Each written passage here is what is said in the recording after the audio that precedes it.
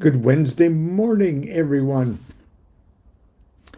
And yes, once again, I'm plugging this book, but the Tarot Architect: How to Become Master Builder of Your Own Spiritual Temple. If you are interested, even vaguely interested in tarot, and you think you're just a beginner, uh, this book will be good for you. Okay. If you are a very adept, Cabalistically educated uh, master of Kabbalah and magic and everything else, you'll you'll benefit by this book. Okay, I keep plugging it, and I know I'm a shameless self-promoter and everything else, but since this book came out, this book is special. It's special to me, and judging by the letters I get, it's important to and is special for a lot of people.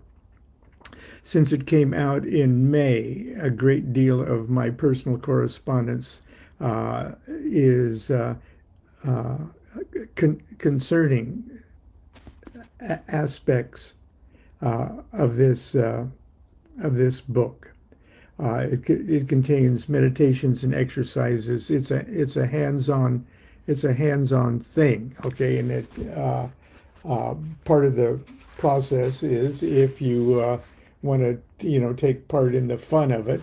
Okay, you can even create your own tarot deck. But it's much more than that. It's an attunement process, and uh, I can't seem to. I've got other things to do in another book that I'm already in the copy editing stage of and everything else. And but believe me, I'm not bothered. Okay, I'm gratified by the reaction and the action that this is getting. Now, coming up in March, in the equinox coming up next March, I'm going to be doing a full 3 day, uh, I guess, a workshop in Joshua Tree, yeah, Joshua Tree, California. Uh, which will be sort of an extended process, and I'll keep posting the details as I get them. But anyway, there are many of you who are almost immediately beginning the process, and some of you are kind enough to share with me your progress uh, in it. But like I say, if you are at all interested, and you don't have to get it from Amazon. Okay, Amazon's fine. Okay, the publisher gets a fairish cut, the author gets a fairish cut, and stuff like that. It's important that you have it, almost more important than where you get it, at least from my point of view. Uh, but it's at Barnes and Noble. It's in every other sort of general online bookstore, but it's in bookstores too. Okay. And if I had my druthers, I'd have you get it or order it from your local bookstore. Okay. You'll get it almost just as fast, and you'll be supporting a very important entity in our civilization, the local bookstore, the brick and mortar bookstore. So if you've got a local book, hey, I've got an idea. Even if you have your copy of the Tarot Architect, go to your local bookstore and order another one to give to a friend.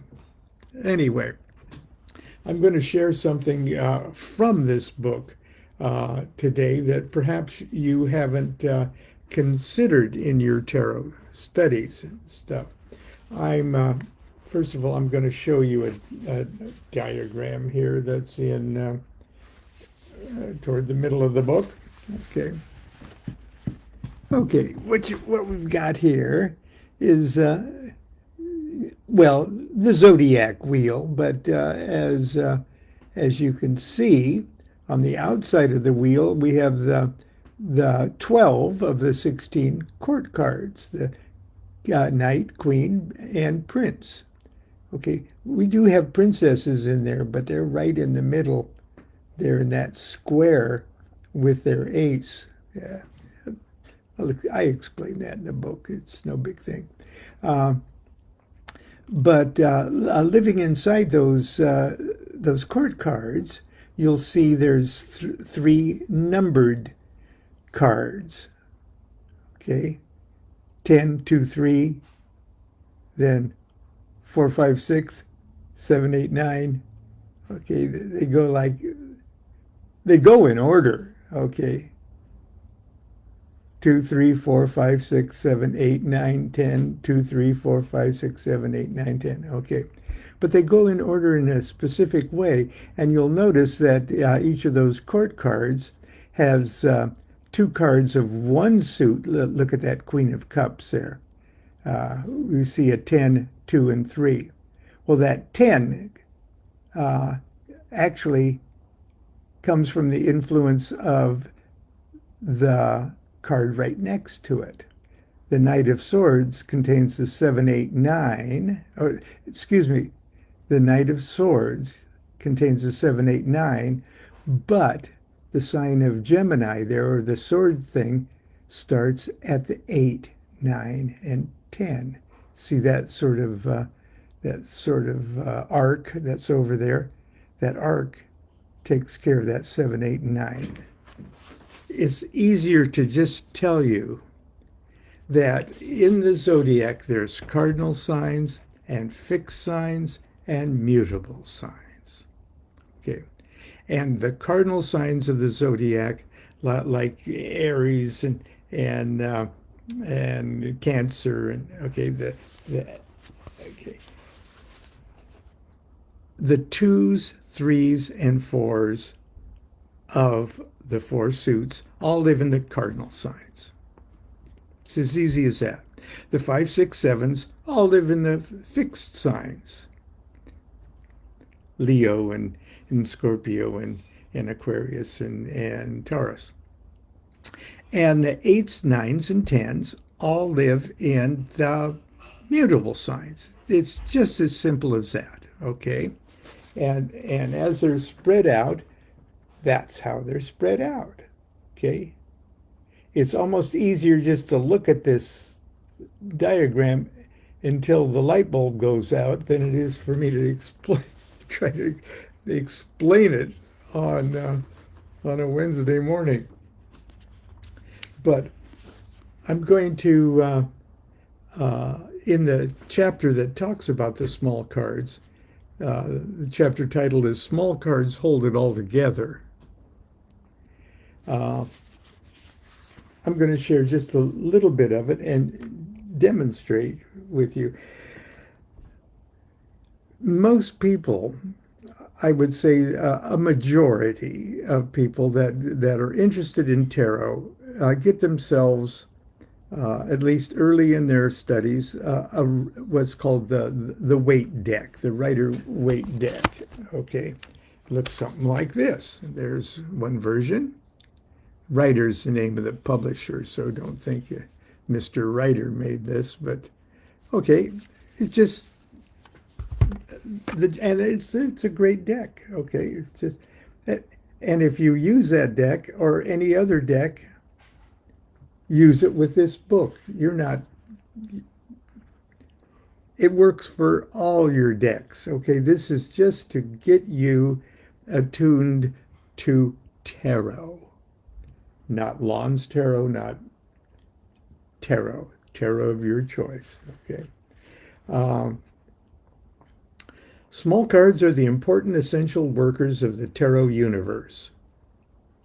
We've just spent a lot of time studying the elemental and planetary attributes of these 36 cards, but their influence is not limited to the factory floor of the lesser arcana. Okay.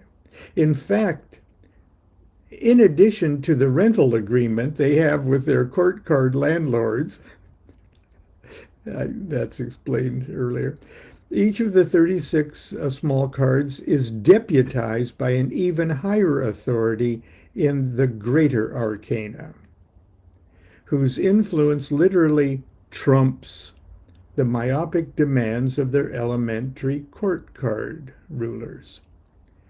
Recall that the 12 signs of the zodiac are grouped into two ways. First, by the four elements: 3 fire signs, 3 water signs, 3 air signs, and 3 earth signs. Then they're organized or grouped by 3 qualities. 3 fire signs, 4 cardinal signs, 4 fixed signs, and 4 mutable signs. Cardinal signs are impulsive. Hi, I'm Aries, I'm fire. Okay. But fixed signs are more established and secure in their element. I'm Leo fire. And the mutable signs, the quality of that is adaptability and willingness or openness to change and mutation. Hi, I'm Sagittarius. I'm fire, but I could be something else if you want, you know. No offense to mutable signs, please. 9 small cards of each suit. That's the 2s through 10s. Okay, the aces, you know, they're out there with the princesses. Okay, all the small cards live inside their ace, so we don't count them as a small card. Okay. 9 small cards of each suit have inherited the genes of both of these groupings, both the elemental and the qualities. The 2s, 3s, 4s of each elemental suit are assigned to the cardinal signs of the zodiac: Aries, Cancer, Libra, and Capricorn. The 5, 6, 7s of each elemental suit are assigned to the fixed signs: Leo, Scorpio, Aquarius, and Taurus. The 8s, 9s, and 10s of each elemental suit are assigned to the mutable signs of the zodiac: Sagittarius, Pisces, Gemini, Virgo. It's as simple as that. But to keep these hard-working cards firmly at work as the foundation of your house of cards, I want you to perform this simple exercise. And the simple exercise is literally to sit on the floor and spread your cards out just the way I showed you in that diagram. Okay. And I want you to do that exercise in a specific manner. I want you to get all the 36 small cards together. They're probably all shuffled up, okay? Just pick those out. And the order of doing this is important, in the same way that the steps in an alchemical operation. It's very important, okay? And the preliminary work in a magical ritual or a ceremony, you start in a specific way to get you in a specific place. You cleanse or purify the temple with water. You consecrate it with fire. You banish the temple. Then you sit down, okay? These steps are the equivalent of that, okay? Gather the 36 small cards, kiss them one at a time, and divide them by suit into 4 stacks: wands, cups, swords, and discs. Just divide them by suits and have those 4 stacks. They can be in any order.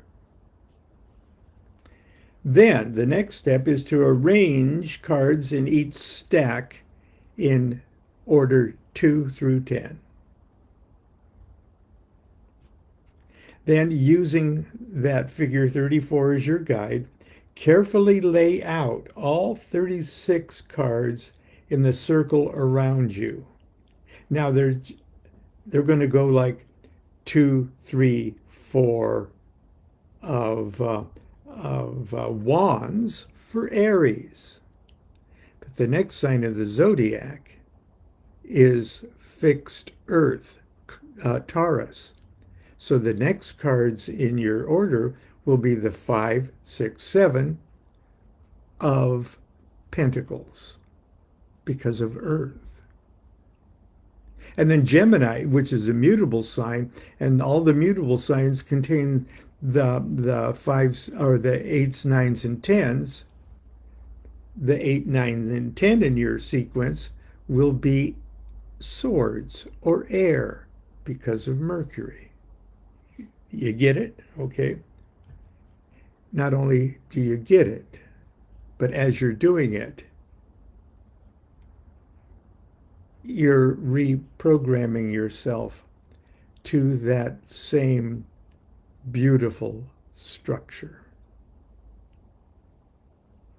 And as you're working with the cards, you're working with the colors and truly the vibratory signature of each of those cards. You're doing so much more with this simple exercise than you can possibly imagine. You're tuning up your tuning fork. Okay, then next is the 2, 3, 4 of cups for Cancer, 5, 6, 7 of wands, Leo, etc., etc., etc. Okay, I'm not going to. I itemize it out, okay, in case you're just reading it. Neatly adjust the cards so that your complete circle is round, tidy, and balanced. My legs fall asleep when I sit on the floor and do this, but it's worth it, okay? Now take your 12 astrological trumps, okay? 12 of your trump cards are zodiac signs, okay? Like the Emperor for Aries and Death card for Scorpio, okay? Now take your 12 astrological trump cards and starting with the Emperor, Aries, lay each of the 12 trump cards over the 3 small cards they rule. So let's see here. This is for Aries, which would be Aries, the Emperor, and the Emperor is the sign of Aries. Okay, Aries, the Emperor. And the Aries is a cardinal sign, and the cardinal signs all rule the 2, 3, 4s of their suit. So there is the 2 of wands, the 3 of wands, and the 4 of wands.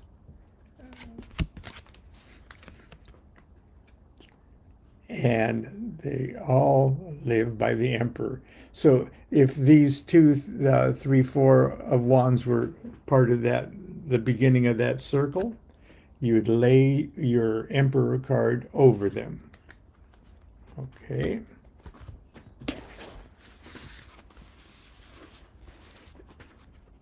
Believe me, you start getting hooked on doing it, and especially when you catch on to the momentum of what's going on.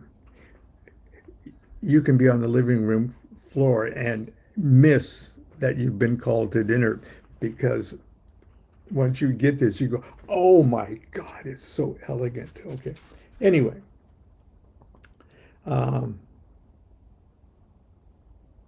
Look around your circle and try to sense how each 3 resident small cards might represent 3 different phases or facets of their trumps, particular powers or energy. So, okay, how do the 2s, 3s, 2, 3, 4 of wands, how do they represent three phases in the expression of Aries energy? Well, just look at their titles. The 2 is called Dominion. Now, that's a phase of the Emperor's work right there. The 3 is called Established Strength. Sound like an emperor? The 4 is called Perfected Work. Okay.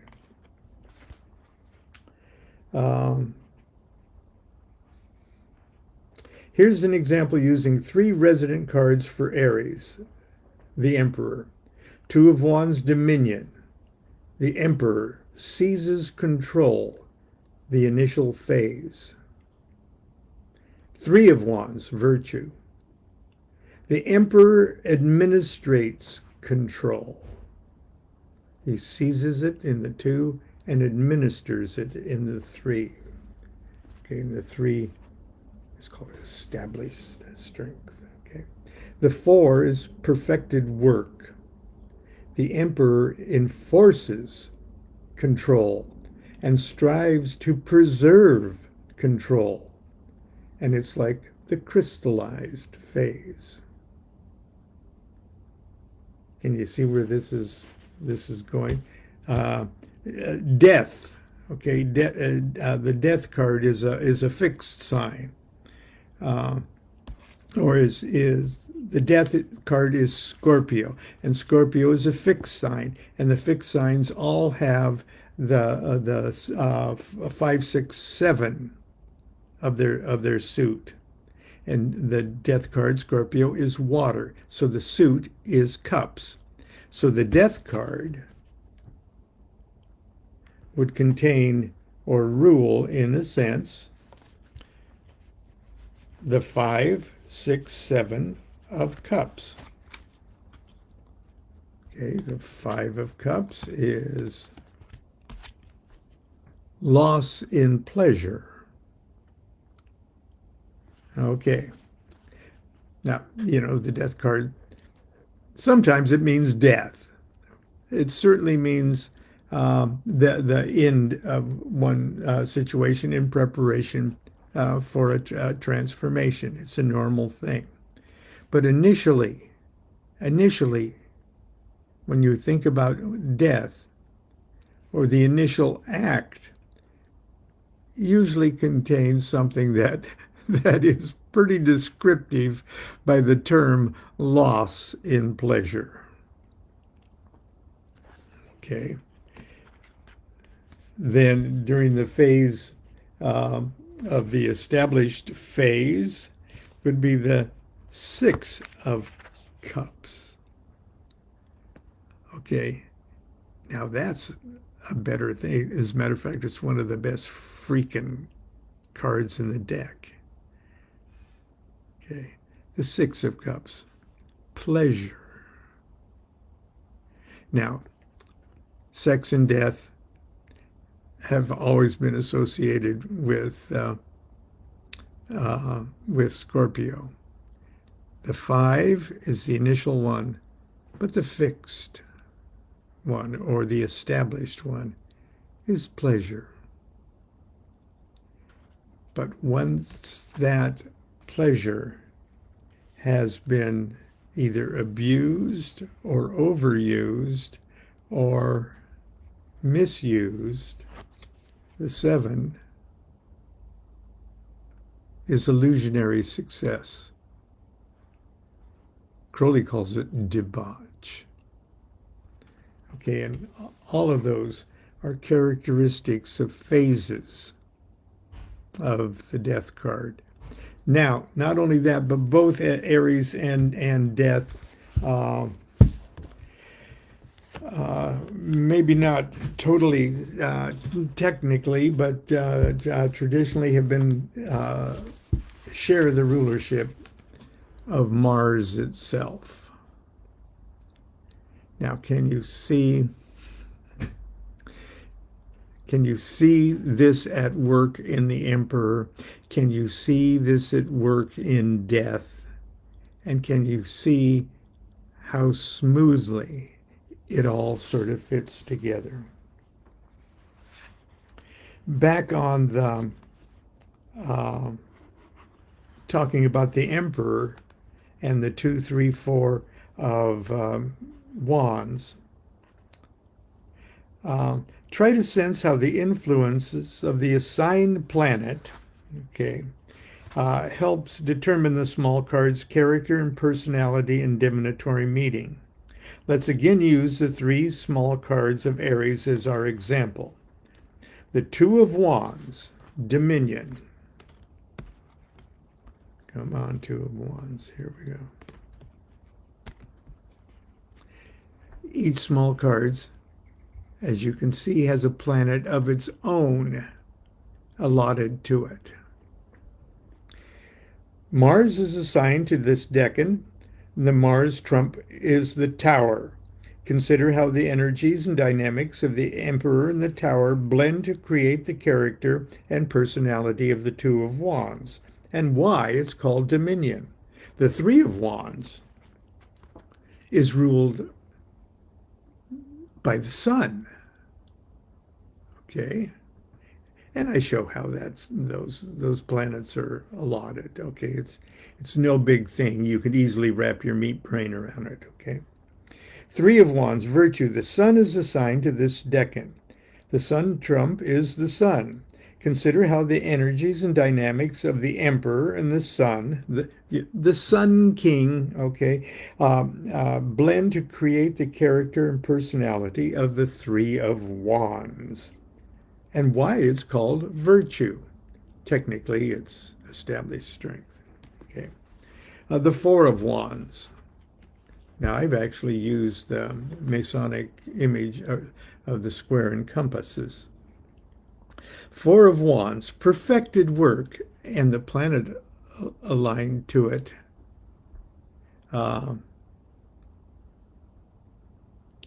Let's see, 4 of Wands is... Well, it's Venus. Okay. Well, when you have the time to analyze the remainder of the small cards in this way, it's helpful for you to keep a journal of your observations. Okay. I just kind of wanted to show you why. Just in the most superficial and just, oh, I'm going to fortune tell, use the cards to fortune tell for my friends. Fine. This book is written to help you understand. If not, you have to roll up your sleeves or wade into the Cabalistics. Just know that it's there. Know that there is a why. There's a why for it. Okay. It reinforces your confidence in the divinatory meanings of the cards. And so I always shamelessly self-promote books, but never have I felt so justified. All my books, I always say, buy them. Just buy the book. You don't have to read it. No, buy this book, and please read it.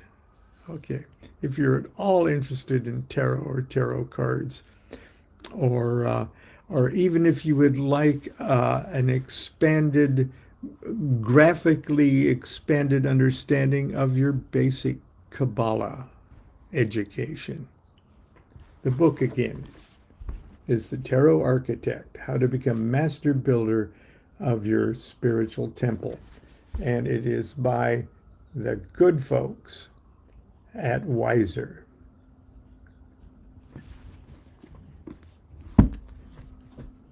Until tomorrow, continue to be good to yourself, be good to each other. And oh, by the way,